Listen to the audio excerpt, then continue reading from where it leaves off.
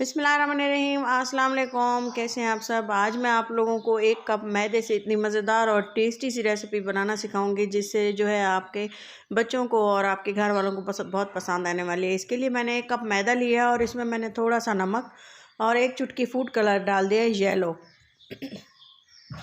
अच्छे से इसको मिक्स करने के बाद हमने इसकी स्मूथ सी डो बना लेनी है, ना ज़्यादा नरम हो और ना ही ज़्यादा सख्त हो।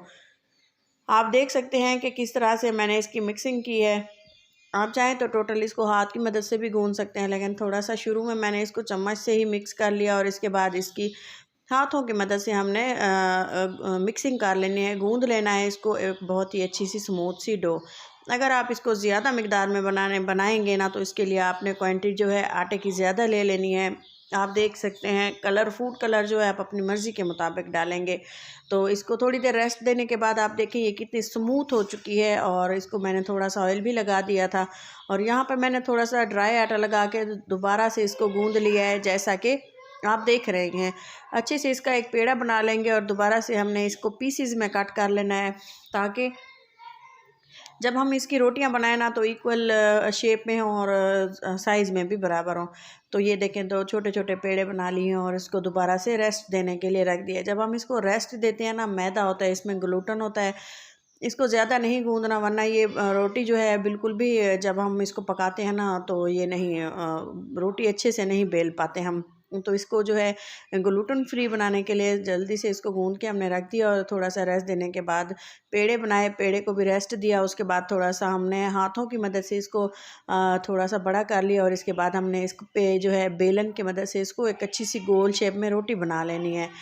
तो आप भी बिल्कुल इसी तरह से बनाइएगा। जो अगर आप पहली बार बना रहे हैं ना तो आपकी जो ये रेसिपी है ना बहुत ही ज़्यादा परफेक्ट बनेगी अगर आप वीडियो को step by step complete watch करेंगे। तो इसी तरह से हमने गोल सी शेप से रोटी को बना लेना है। दोनों रोटियां हमने इसी तरह से बेल लेनी है बराबर।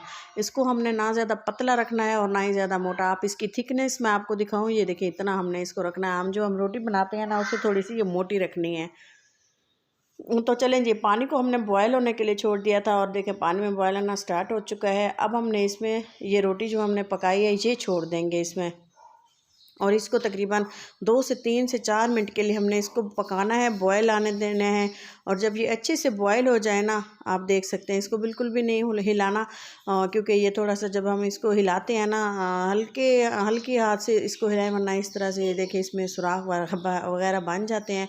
और अगर आप कंप्लीट इसलिए आप लोगों के साथ वीडियो शेयर करते हैं, एक एक चीज़ आपको बताते हैं ताकि जो लोग पहली बार बना रहे हैं ना उनके लिए भी मुश्किल ना हो। तो ये देखें रोटी अच्छे से बॉयल हो चुकी है। 3 से 4 मिनट पकने के बाद इसकी ये कंडीशन है। ये थोड़ा सा हमने इसको ड्राई होने देना है और इसके बाद हमने ये जो दूसरी रोटी है वो भी इसी में डाल दी है और इसको भी हमने अच्छे से बॉयल होने देना है। देखें जब ये बॉयल होती है ना तो ये मैदा अच्छे से पक जाता है और कुक हो जाता है। जब हम इसकी मज़ीद इसका स्टेप करते हैं, मज़ीद इसकी पकाई होगी तब इसमें मज़ीद अच्छा सा कलर और मज़ीद अच्छा सा टेस्ट आएगा और ये कच्चा फील नहीं होगा।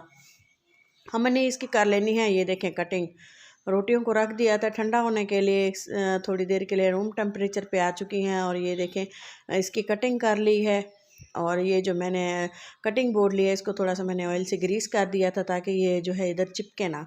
तो अच्छी सी खूबसूरत सी शेप में हमने नूडल्स की तरह इसको कट कर लिया है और अब चलते हैं इसके नेक्स्ट स्टेप की तरफ।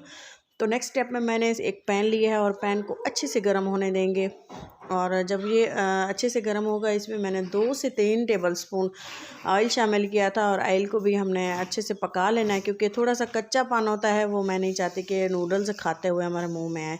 तो थोड़े से मैंने इसमें हरे प्याज डाल दिए। प्याज को भी हमने थोड़ा सा गोल्डन ब्राउन सा कर लेना है और इसके बाद मैंने वही जो पेस्ट मैंने घर पे बना रखा है अदरक लहसुन का और हल्दी का पेस्ट बना के रखा है वो इसमें डाल देंगे। हल्दी इसमें बहुत ज़रूरी होती है क्योंकि इसे अच्छा सा कलर देने के लिए। जब हम इसको फ्राई कर लेंगे, कच्चापन अदरक लहसुन के पेस्ट का ख़त्म हो जाएगा, इसमें मैंने ऐड कर देनी है सब्ज़ियाँ।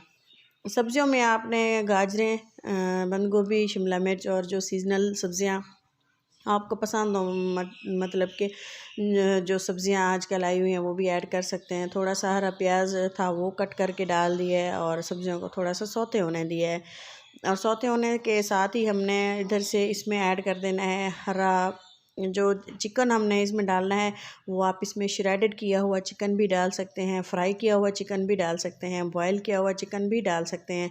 लेकिन अगर आप कच्चे चिकन का इस्तेमाल करेंगे ना, वो उसको आप पहले घी में पका लेंगे, जहाँ कि हम जब मैंने प्याज डाले थे आप चिकन डाल दीजिएगा।